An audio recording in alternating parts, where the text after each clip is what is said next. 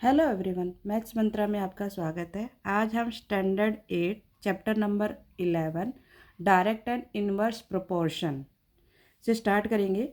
Direct proportion means two quantity होगी x and y are said to be direct proportion if they increase decrease together in such a manner that the ratio of their corresponding values remain constant. आपकी जो value होगी, जो quantity होगी, वो क्या होगी कि अगर बोथ क्या होगी, इंक्रीज होगी या बोथ ही डिक्रीज होगी। दोनों क्वांटिटी क्या तो बढ़ेगी या दोनों ही घटेगी, उसको हम बोलते हैं direct proportion.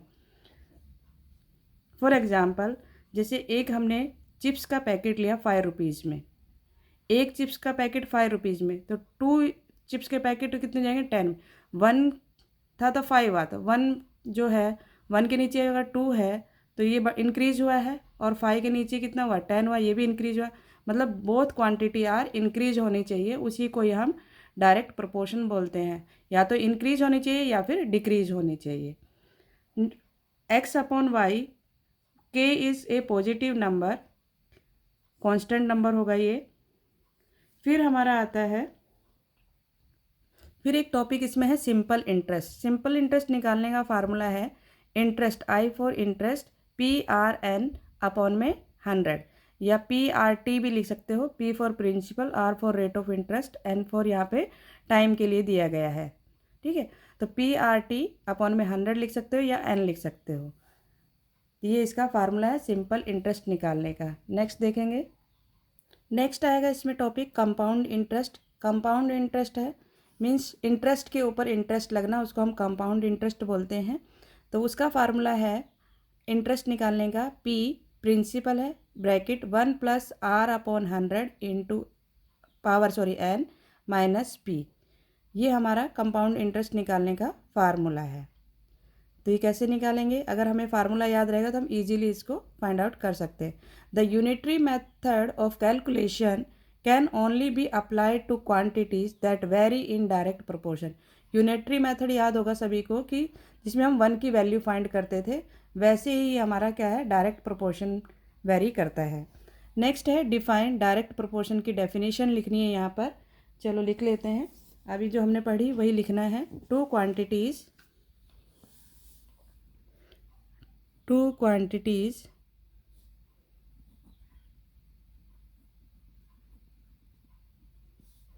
x and y are said to be in direct proportion if they increase या decrease together in such a manner that the ratio of their corresponding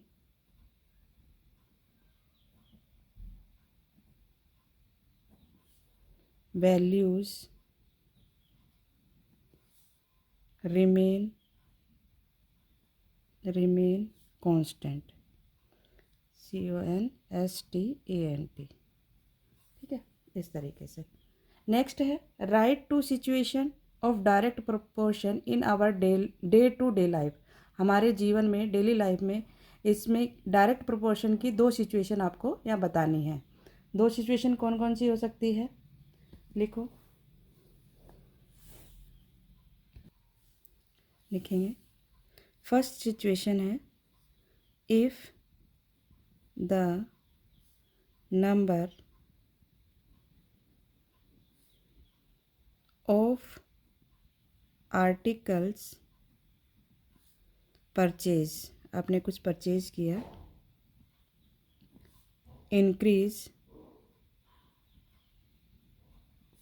the total cost also increase।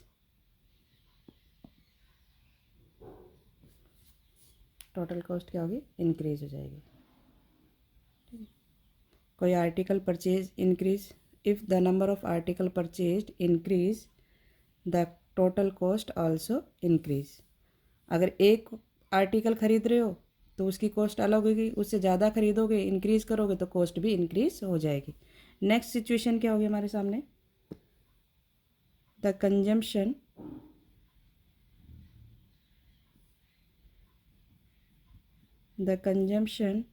Of petrol, आप और भी example दे सकते हैं, and the distance travelled by A car is a case of direct proportion। Clear, petrol जितना consume होगा एक car के द्वारा वो क्या होगा, डायरेक्ट प्रोपोर्शन होगा। ठीक, नेक्स्ट है, अब इससे रिलेटेड कुछ क्वेश्चंस है। Observe the following tables and find if x and y are directly proportional. X और वाई की वैल्यू फाइंड करनी है। यहाँ पर एक क्वेश्चन ऑलरेडी सॉल्व है। नेक्स्ट देखिए, इसमें क्या किया गया है, इसने 10 को कट कर दिया, 10 वन जा 10 और 10 3 जा 30, 1/3 आ गया।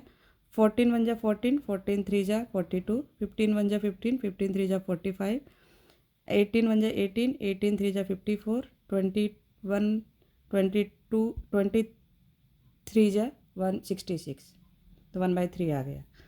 हमने इसको इसके अपॉन लिख लिया, ये अपॉन लिखा, ये इसी तरीके से इसको करेंगे हम। हेयर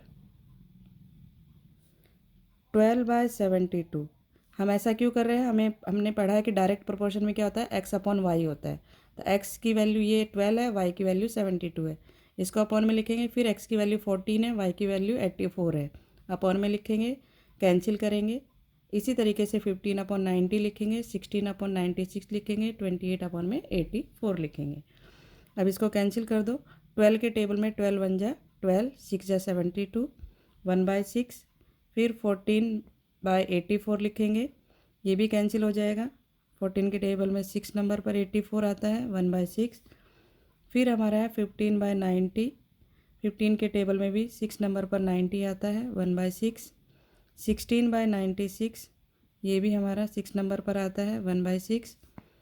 फिर है 28/84, अब ये नहीं आता है, ये किस पर आता है, 28 3 जा 84 होता है। आप 28 को 3 से मल्टीप्लाई करके देख लो, 84 आ रहा होगा। तो ये 1/3, तो क्या ये प्रोपोर्शन है, नहीं, क्योंकि एक जो है 1/3 आ गया, इसलिए ये प्रोपोर्शन में नहीं है। All the above quantities have not, यहाँ पे have equal लिखा है, यहाँ पे have not equal reduced